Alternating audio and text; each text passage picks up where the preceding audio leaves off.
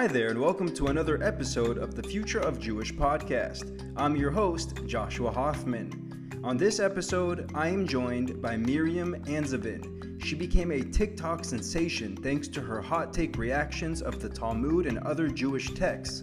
In her own words, locally sourced from a millennial brain, with the goal of making Judaism sparkle for everyone, religious and non-religious Jews alike. Enjoy my conversation with Miriam Anzovin. Miriam, thank you so much for taking the time to join me. I know you're very busy, so I appreciate this. A lot of people already know you. Of course, you've made waves in the Jewish world recently. But before we get into what you're up to today, I know you talked to me about maybe writing a book soon. Before we get into all that good stuff, why don't you give us sort of a backdrop of who you are, where you came from, everything that led you to where you are today? Thank you so much for having me on, and thank you so much for that question.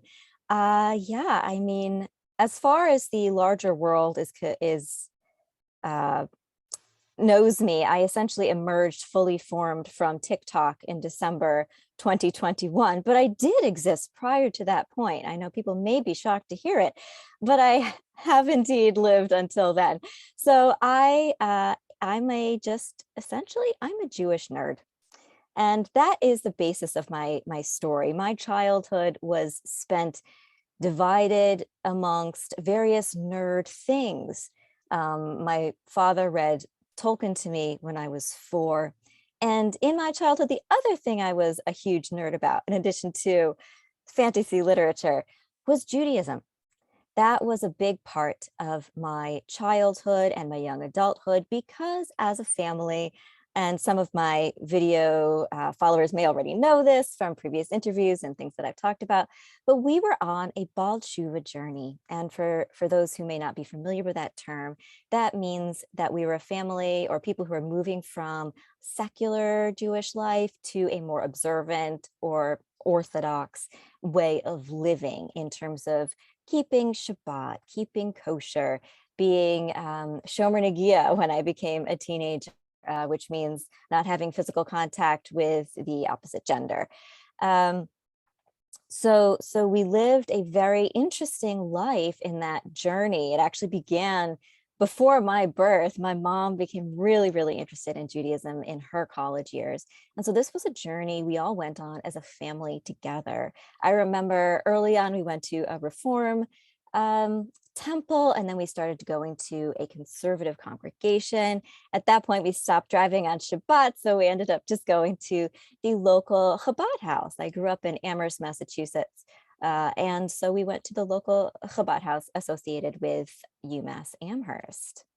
And that's how I kind of got into Judaism. I remember being as fascinated and obsessed with it as I was for any other thing I really loved as a child, but more so because I felt such an intrinsic aspect of my personality and identity came from Judaism, from a feeling of being part of a continuity of peoplehood. I remember very keenly, very early on, even understanding that I had a part to play in our history, as all of us do.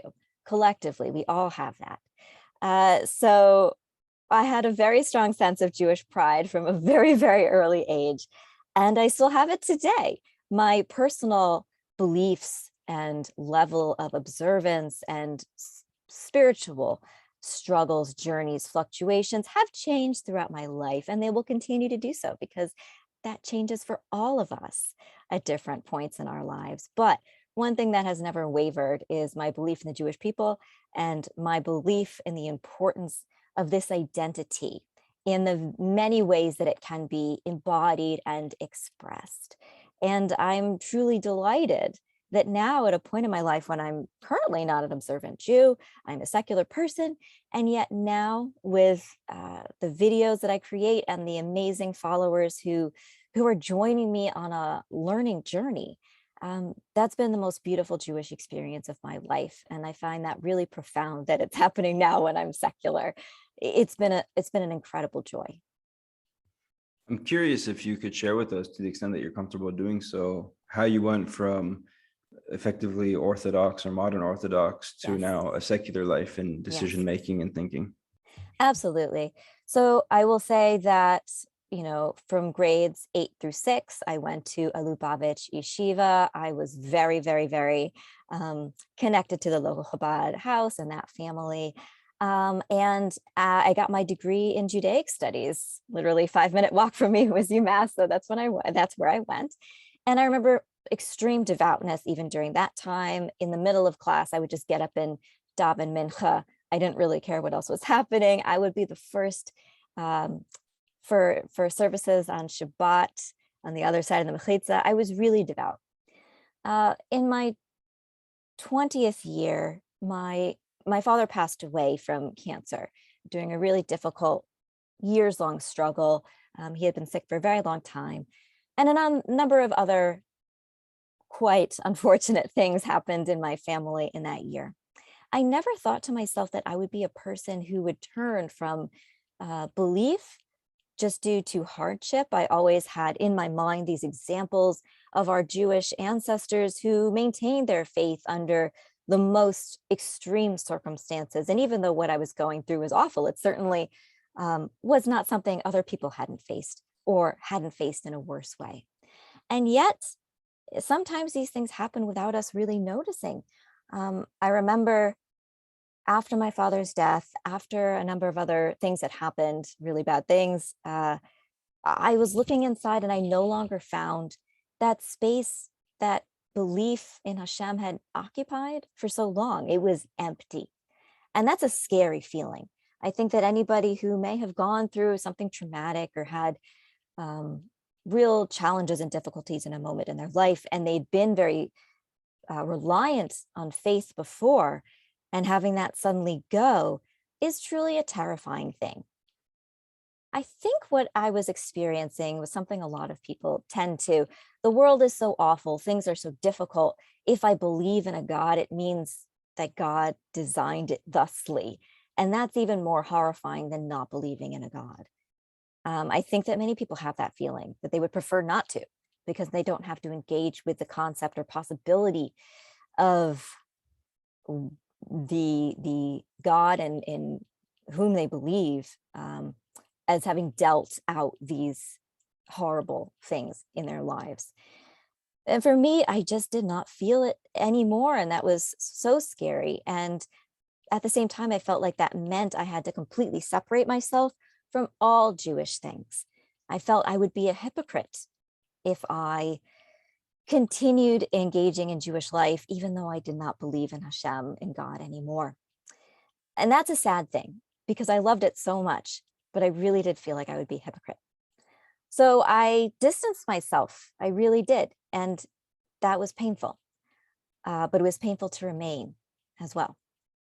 What I found later on in my 20s and into my 30s, I turned out working at Jewish nonprofits. That became my career. I could not actually distance myself from it because I love it so much. And shortly, let me think how many years ago, I want to say maybe 4 or 5 years ago, I'm not exactly sure, but Rabbi Lord Jonathan Sachs of blessed memory came to speak at an organization that I worked for at the time. And he spoke about Daf Yomi. He spoke about the practice of daily learning of Talmud, where all of the people who are doing the learning are literally on the same page. Worldwide, we are all on the same page. And what a unifying, beautiful experience of connected Jewish peoplehood that was. And I was so moved by that. I remember messaging my mom, who is still an observant Jewish woman. I said, I might do Daf Yomi. I think there's something there for me. Now that was in the midst of the cycle. For those who may not be familiar, Daf Yomi is a 7.5-year cycle. That is how long it takes to read or study the Babylonian Talmud at the rate of 1 page per day. And so that was in the middle of the cycle. I didn't feel like I was in the space to jump into it at that moment. But the new cycle began in January 2020. Now, right before then, there had been a series of really horrific anti-Semitic attacks. I'm sure your listeners will recall really, really bad ones. And I thought to myself, I want to take action. I was already thinking of doing Daf Yomi, but there was another dimension to it. The fact that there were these anti-Semitic incidents that were happening right before the cycle began gave me further dimension and inspiration for why I was doing it. I decided this would be my 7.5-year middle finger, my 7.5-year fuck you to anti-Semites. Yeah, I currently am an atheist, but guess what?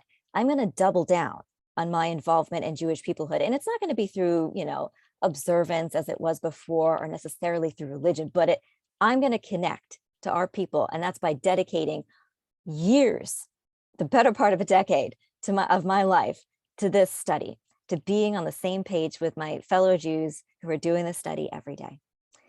And that's what I did. I believed actually that being an atheist made it more incumbent upon me to fully understand, what am I rejecting? What am I saying no to? What am I saying yes to? What is it in our culture, our heritage, that I should know? Because I feel like so many times Jewish teachings, Jewish literacy is filtered in a lot of ways. And we don't have direct access to it. I think that's a shame. And I think there's something truly beautiful about engaging with it. And I really have wanted to talk about that and share that beauty with a lot of people. So yeah, I began the practice. I began to study it in the new cycle. I began by both reading it and studying it on safaria.org, which is an amazing resource, and listening to the Hadran Daf Yomi for Women podcast that Rabbanit Michelle Farber puts out, which is an incredible resource. She's an incredible teacher. And I studied with my chavruta, a study partner of mine who is my best friend. And I dragged him into this. I'm like, let's do Daf Yomi. And that's how I got into it. And I take so much joy in that learning. And what I discovered is when I was learning with my chavruta, we're both approaching this for the first time, right? I had never done real Talmud study before, and he never had either. And we really engaged with it, and we were coming from it from our perspective as secular people, me from a millennial generation kind of perspective, from an internet thinking perspective, from a meme culture reference point. And I would kind of talk about it. I would give over the daf. I would give over the text to him in my own words to kind of quote unquote translate it. And it was funny. Even the stuff that we struggled with, doing it in that way was so much more enjoyable and dynamic. And after doing that for 2 years, although we had to do it remotely because of the pandemic, sadly, I thought, he enjoys it. Some of the other people that I've talked to about it also enjoy the way I give over the daf. Maybe there's a small audience who might be interested. At the same time of these 2 years, I'm also becoming obsessed with TikTok. Like many of your listeners, I think, might be. TikTok is a place where so many things can be learned. I learned so many things about other people's cultures, about other people's religions, about other people's way of doing their hair and makeup, like literally how to do anything around the house, how to be more fashionable, like literally anything you could learn in funny, short snippets, videos that cannot be longer than 3 minutes. Just incredible, from all over the world, so many creators doing interesting things. I had lurked for 2 years. In the same 2 years, I was doing Daf Yomi. So in the end of, the end of last year, 2021, in December, I decided, okay, I'm going to try it. I'm going to try to just make a quick little video reacting to that particular daf, post it online, see if anybody might like it. I never expected a lot of people would. I expected like 5 people would. And so I started making these videos. And in January, literally a month later, one of them went viral. And that's kind of why I'm here. Amazing. One of the things that I hear a lot, something that I also, on my own personal Jewish journey, is that we're fed Judaism in one bucket or another. I think there's about 10 buckets of Judaism. But we're Only fed 10 them in buckets? Yeah. So you have religion, spirituality, that's 2, Okay. culture, lifestyle, 4, nationality/nationhood, Israel, 5, philosophy, 6. Is that also learning? Yeah. Okay. Moral code/ethics, 7. Peoplehood, 8. Mm-hmm. Now you're putting me on the spot for the last two. History, 9, Mm-hmm. and I'm missing the 10th. We'll have to check that. But We'll check that. yeah, but let me see if I can actually pull it Well, up I will say as we're that talking what you're about it. Yeah. describing, many of those, I think learning falls into several of those buckets. For me, Jewish text learning falls into several of those buckets. It's the learning ethical things, ethical teachings. It's the peoplehood, the continuity, and history, because this is essentially a look back in time at the history of how Rabbinic Judaism developed. Many of those buckets, I think, could hold simultaneously the act of Jewish learning. Definitely. Actually, I misspoke. I had 8. So Oh, you only had 8. Okay, great. yeah. But the point is that, we're fed them in one or the other. And for some people it's religion, and for other people, like obviously Right. people in Israel, it's nationality, Yeah. and so on and so forth. And we're put between a rock and a hard place, because if we don't truly connect with that specific bucket, or if that bucket ends up becoming the opposite of what our worldviews become, meaning, I've been living in Israel for 10 years, and I see it with my Israeli friends. Like, they're proud to be Israeli, but they also are what maybe they would call citizens of the world, or all about humanity, which it's not that I'm not about that, but like that puts them, their Israeliness as a nationality, their Judaism as a nationality, puts them in a really precarious position because of the occupation. And it's an Yes. occupation, Yes. and Yes. they'll tell you first and foremost that it's an occupation. Now, Yeah. they'll also tell you there's reasons for it. It's not just, because one day somebody woke up and decided to occupy another people.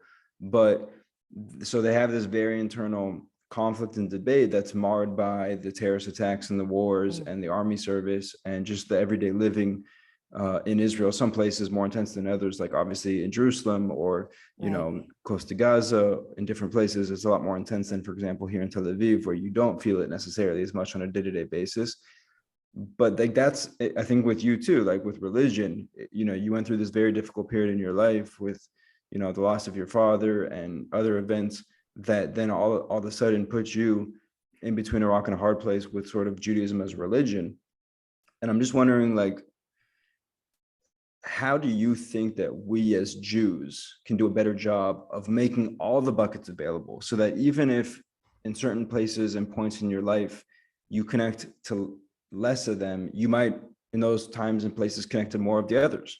Yeah, this is a great question. And I think you've hit upon exactly one of the main struggles. Obviously, I'm a diaspora Jew. I have those struggles. I'm not Israeli, I'm an American, but the same thing really resonates. What are our points of connection, our points of access to this? And often we have gotten this sort of very narrow view, or we've been told this very narrow view of what constitutes engaging Jewishly. So for me, back exactly what you were saying, when I was leaving the religious phase, I thought there was nothing else. I really thought, because a lot of times we're taught we're breaking the chain, right? And so essentially we feel like if we stop being whatever that thing is that has been our identity up until that point, we throw ourselves away. We're like, oh, well, the community is going to throw us away. And sometimes the community does. And that's a problem. But what's the point? I've already broken the chain. I'm already destroyed something. I'm already failed my Jewish identity, which is something that I very much struggled with for a long, long time once I stopped being religious. And that's hard. But we have to understand that there's more than one way to engage with being part of the Jewish people. And when we shame other Jews for the way they are attempting to engage with it, or telling them that they're not Jewish enough, they're not doing it right, then we're just throwing everybody away and saying there's only one way to do it. But not everybody can fit that way. We just can't. That's not how human beings work. That's not how the world works. So these sort of insular ideas of what constitutes Jewish engagement or being committed to the Jewish people. That's dangerous. That harms us. I often say I'm an off the derech Jew, an OTD Jew, although I walk alongside with a flashlight and show people where it is. And I make that joke a lot. And then people will say, but you're not. You are on the derech. It's just not the derech is understood by a lot of people. For those listening who may not be familiar, that term means, off the derech means somebody who has stepped away from the path, quote unquote, of religious observance. So I'm adjacent to it. I'm not on it, I'm adjacent to it. I think we need to open our minds and be more willing to consider that when somebody comes to us and say, I'm Jewish and this is the way I'm connecting with it, we don't say to them, you're doing it wrong. You are bad at this. You're not doing X, Y, Z. You don't believe this. You don't believe that. I dismiss you. We hurt ourselves so much when we do that. We fracture ourselves so much when we do that. That is exactly an example of the senseless hatred among Jews that, we are taught was the reason for so many bad things that has befell us as a people, the baseless hatred of Jews against Jews. And I know some people feel, well, if those people aren't observing, of course I can be mad at them. I can be furious at them. They're not doing by the rules.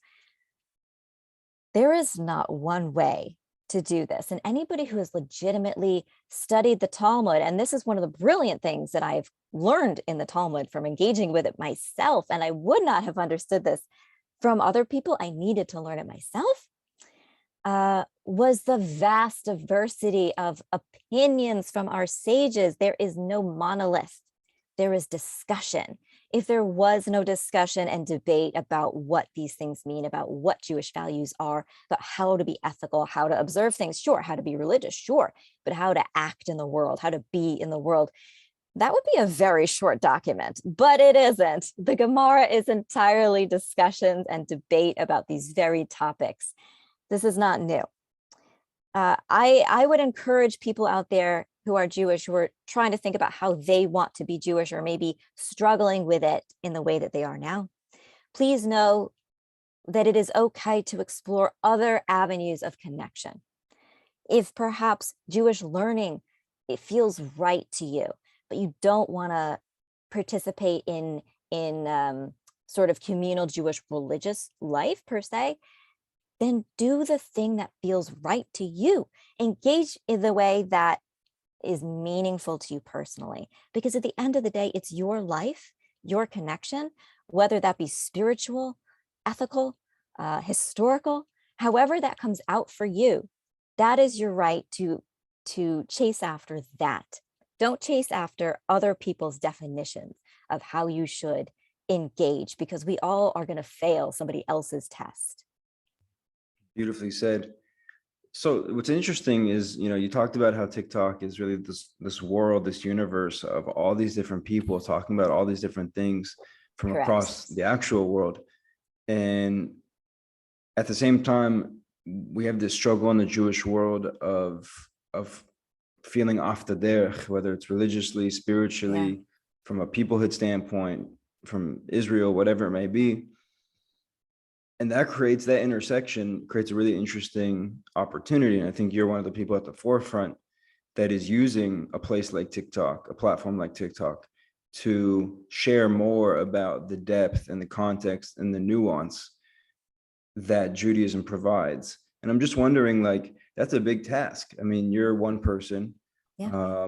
Obviously, being a content creator and having a smartphone and the internet, I mean, we live in a content creator world, so to speak, which makes it possible for individuals to make great change and impact. But at the same time, that must be, that task, so to speak, must be daunting in many ways, to know that, so many people are now looking to you and saying what you do and say is going to be associated, for better or for worse, with Judaism. How do you deal with that? How do you cope with that? Well, I would answer in two ways. Firstly, my content is not for everybody. That is the beauty of multiple creators, so many Jewish creators on TikTok of all Jewish stripes. And we also want to remember that the teaching that we are not,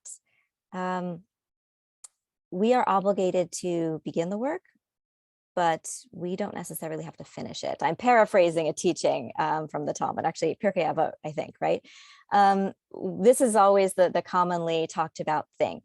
I did not know when I began this what would happen with it. I really thought I was creating something funny and engaging for people who were very like me, same sense of humor, maybe doing the daf for the first time, millennial, feminist, if you will. I'm definitely that, but looking at it through a lens of modernity.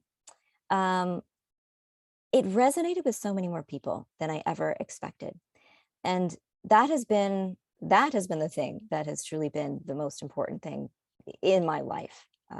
When people send me videos, when young women send me videos of their own daf reactions, not in my voice, but their own reactions to the text. And I think about, oh my God, this is so mind-blowing that they are inspired to do it in their own way, not do it just like me, but have their own and feel like they can share that. When people tell me, I gave up on the daf a long time ago and I'm taking it back up because of you.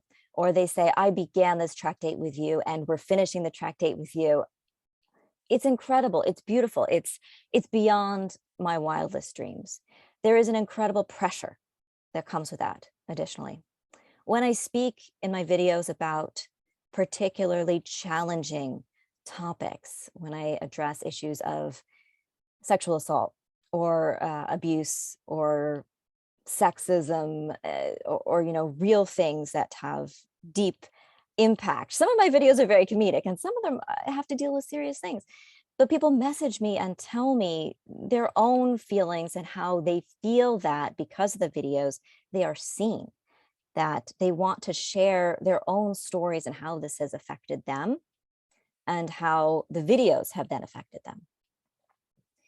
I want to do my best for those people. I feel an immense obligation to do right by them. And so I try my best, I really do, to create content that both explores the things that I find challenging about the Talmud, but also put forth the things I find beautiful about it. I try to be honest and authentic in every possible way. I do try to respond to as many people as possible. Sometimes I can't, and I do apologize for people who send me messages, and I don't have the opportunity to reply to everybody. Unfortunately, I do read as much as possible. And I hold all of those people in my heart. I really do. I feel like there is a community not built by me, but built by the people around the videos, people who enjoy the videos, people who have gotten something out of it. And on those occasions, I do sometimes feel a requirement to speak about certain issues in a video. I feel like I must. I'm not a rabbi. I'm not a teacher even. I'm a woman who's reacting to her own learning. I'm just a learner like everybody else. But because this congregation has formed around me this incredible group of people who enjoy and share the videos and find value in them, my obligation is to them.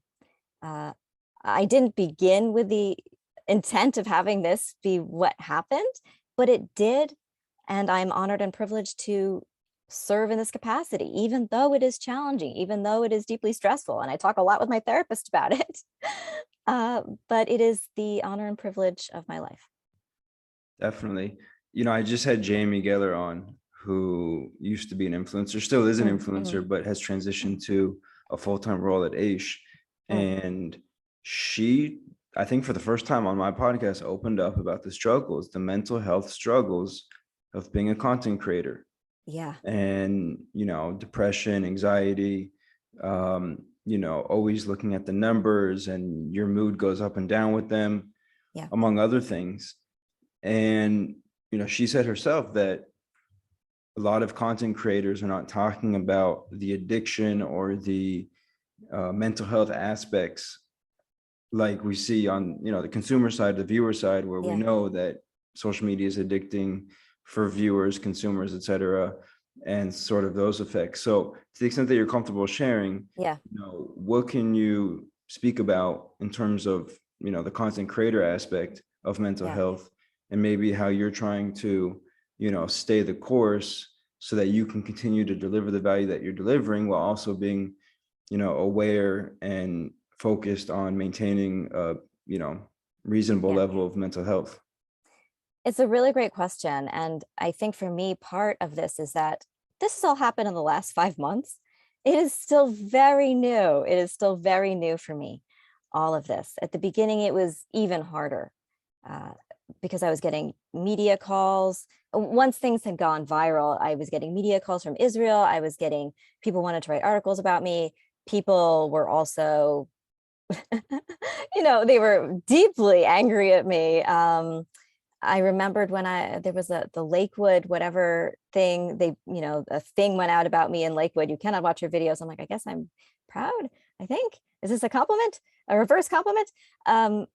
The misogyny I faced, and still do, the unfortunate sexual comments directed at me, the dick pics I get sent. Like, there's a lot of that external stuff coming in that I do not want. And people telling me I'm going to burn in hell for being a woman, learning Talmud, and because I talk about it in modern language, which includes swearing occasionally, because that's how I talk as a normal human being. There's that difficult aspect. And I remember those first few days as I was going viral, I was trying to respond to every single comment. And like within 12 hours, it became impossible to do that. There were so many. That's how quickly something like this changes. For a content creator who has gone, and I haven't really gone viral in a sense of wider worldwide interest. It's within the Jewish community worldwide, and certainly within Israel and America. But even on that scale, it is overwhelming. And when people send you messages, even positive ones, just the influx is beyond what I think people can comprehend.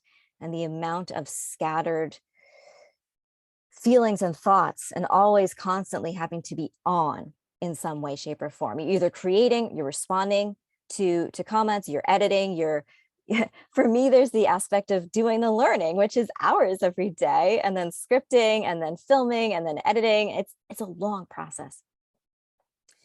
I can't say that I've slept very well in the last 5 months. I can't say that I have always been okay with the rate and pace of production. I remember when I was doing the Exodus reaction videos, which came out real great, and I'm really proud of them, but I got food poisoning, and I was editing from the floor of my bathroom in order to get these videos out in time before Pesach, right? Like, I was willing to, every single moment was dedicated to that. I was really sick, and I did not have time to stop. Now, I've taken several steps since then that I hope will be helpful in the long term. The first is that, this is breaking news, perhaps to some of your followers, I have actually left my full-time job. I recently did that to devote all of my time and thinking and resources to DAF reactions, and I hope to move on shortly to Parsha reactions and Jewish history reactions, to take this thing we've created together and expand it even more broadly. I know the Talmud doesn't always appeal to everybody, but there's a lot that we can still talk about it using the same style. I could not maintain a full-time job and do everything that I knew I had to and wanted to with this project. That's a scary thing to do. That's a scary decision to make. Really scary. So everybody can go check out my Ko-Fi tip jar if you feel so inclined. It's in my link tree on all my social media accounts. But I talk with my therapist every week. Cannot recommend more going to therapy if you have the opportunity to do so and you're a content creator. It has been vital. It has been vital to have a connection with other creators who are going through similar things, perhaps, and they can share with you their tips. We can kind of kvetch together and stress together, but also learn from each other. I need to become better in a lot of ways at handling these things, and maybe not taking everything as deeply to heart as I do. And I don't mean negative things even. I mean when someone entrusts me with a personal story of their life, And when that is a difficult story that they've struggled with, I am deeply grateful that they feel comfortable sharing it with me. And I do not want them to not do that. But yet I carry their stories now too, in addition to my own. And I'm not a mental health professional. I wish I had more to offer than I do. All I can offer is my ear, my belief. I can hear them out, and I can tell them that I believe them, and that I'm so glad that they're here as part of this community together. That's not to say that it is always easy on me. And I don't want anybody listening to this to say, oh, I don't want to talk to Miriam about any issues I'm experiencing because it's hard for her. I don't want anybody to think that. I am just working on handling that better myself so that I don't get overwhelmed, not only by my own life experiences, but by these stories of people and what they've shared with me. It's a lot. It is. I appreciate you being vulnerable with us. I know that's not easy, but I do think it's important to talk about. So I Yeah. do really appreciate that. I want to switch to going back to the Talmud. Yes. I feel me. You Let's do know, it. talk to me a little bit about some of the things that you've learned. That, you know, I know you Yes. grew up in a religious sense and probably had a lot more exposure to Jewish knowledge and wisdom and history and all that good stuff. But I also imagine that you probably have learned a lot, not just about the DAF and everything like that, but about yourself. And if you could, Yeah. you know, spend some time just talking to us about what have you learned? What Yeah. have you been surprised by? What have you been taken aback by? You know, bring us into that aspect. I think the absolute joy of learning Talmud is that Talmud is a time machine. I get to go back in time and listen in to the conversations of our intellectual and spiritual ancestors. I get to find out what their lives were like. I get to learn about them as individual human beings with real struggles, real challenges, interpersonal stuff between them and the other sages, their traumas, their successes, their outlook on life, their opinions, how those opinions could change. That's been the absolute joy of this. I so love when what I'm reading in the Talmud aligns with something that's happening or has a message for me for something that's happening in real life, a real parallel in some way. And there's so many of those that have happened during my learning. I will say the one that really kind of this is the iconic example. If we go back to the video that I went viral for, Moed Katan 9, that video I think went viral for several reasons. First, obviously, I used profanity in it. I don't use it every video, but I use swearing when I feel strongly, positive or negatively about something. It's just an excited, amped kind of way of speaking. So in that daf, in that page of Talmud, we had an interaction of two men, and they're talking about a woman who's in the room, but she's not named, and she doesn't have a voice here. But they're talking about makeup, which is something that I know and love very much. So I'm reading this stuff, I'm studying this stuff, and in it, what is happening? But Rav Huna is speaking to Rav Chisda, who many people know. I love Rav Chisda. Rav Chisda, stand, ride or die for life. And Rav Huna is talking about, can women put on makeup during Chol HaMoed, the intermediate days of a holiday, like the intermediate days of Passover, for example, or Sukkot. And, you know, they're saying, yes, but Rav Huna is like, but that's only for young women, not old women like your wife. Speaking of Rav Chisda, about Rav Chisda's wife, who's probably just in the other room. And I was like, before I even got to reading Rav Chisda's response to that statement, I said to myself, oh my God, I was so mad. I was so mad. And then when we get to Rav Chisda's statement, he begins it with, my God. And he was so mad. And at that moment, in this moment right now, my hair is like standing up because there was no daylight between him and me. We had the same reaction, and he was 2000 years-ish ago, and I'm now.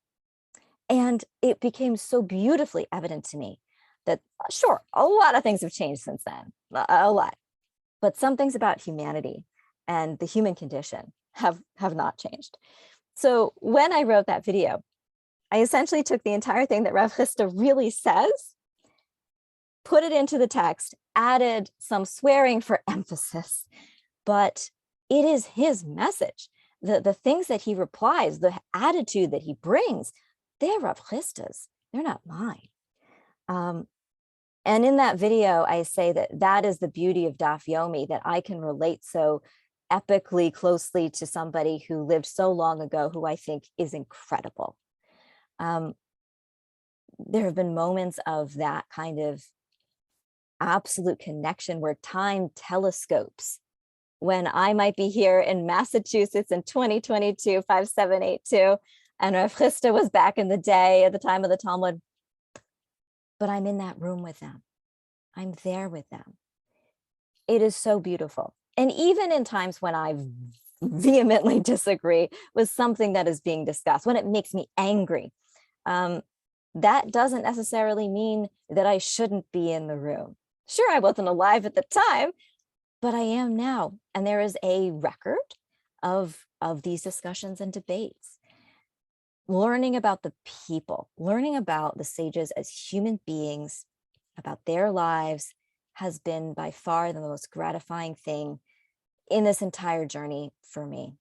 And the way that we can look at their individual ideas, extrapolate from them and say, what can I take away? Even if I'm not observant, right? Even if I don't follow halacha, Jewish law, in the way I live, what is there that I still feel that, yes, this has value for me?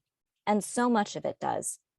I think just recently on Monday, time is very strange, but on Sunday or Monday, I released a video, and it was about actually multiple ideas of sex representation in the Talmud. Is it just male, female, or are there more? And in that page, on that daf, they're discussing, are there two? Are there more? And in that discussion, it is elaborate on the idea.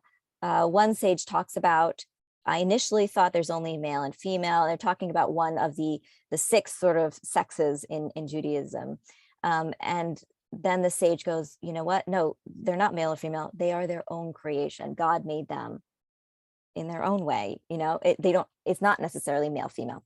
But what I'm saying is that they talked about the idea that there were different representations of sex or different identities of sex.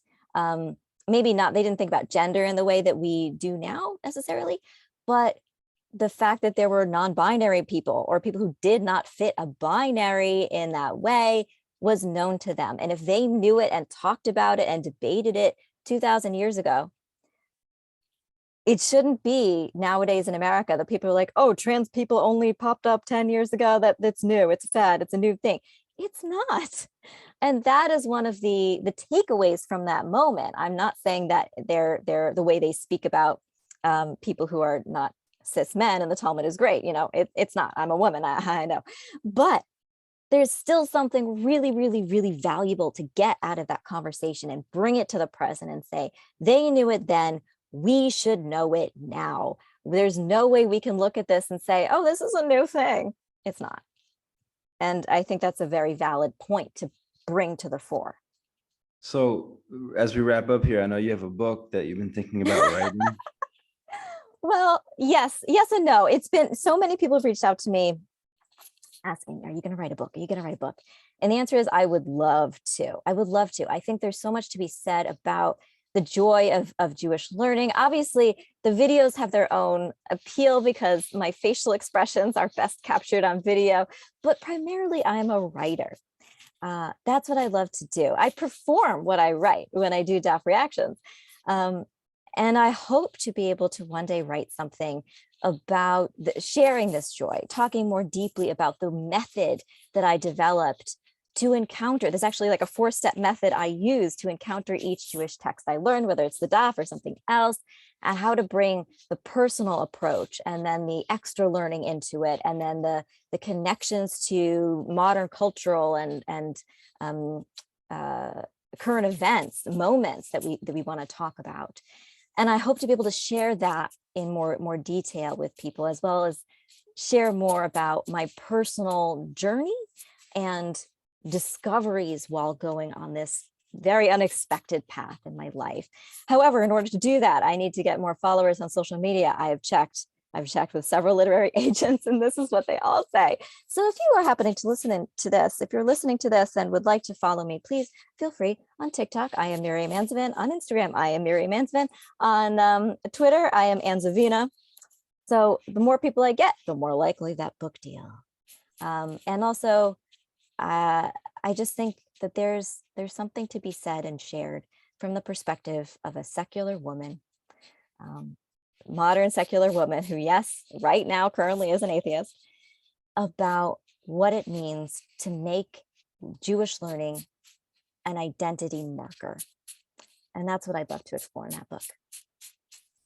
I'm getting a little feedback. I don't know if your mic is touching up against your shirt or. Where do you want me to begin from? It was before. No, that was good. Okay. It was just something was touching. I don't know. Do you want me to re-say anything? I think it's okay. Okay. Sorry about that. Okay, so no, it's okay. So I want to ask you as well, talking about a book, which is an example of long form content. Yes. Obviously TikTok, Twitter, Instagram, short form content. Yes.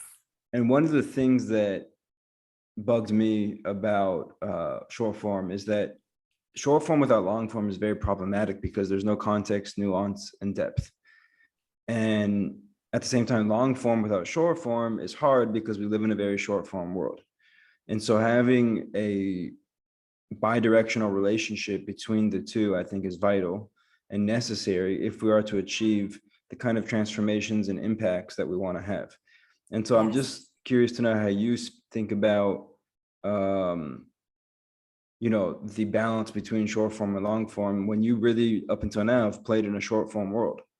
Well, in this work I have, but this has not been my only experience of Jewish content creation. The job that I just left, actually, I was a content creator. And for 3 years, I hosted a podcast called The Vibe of the Tribe. That was an hour-long podcast. And I'm also a writer. So I would write articles about many things relating to Judaism, all with a fairly comedic lens.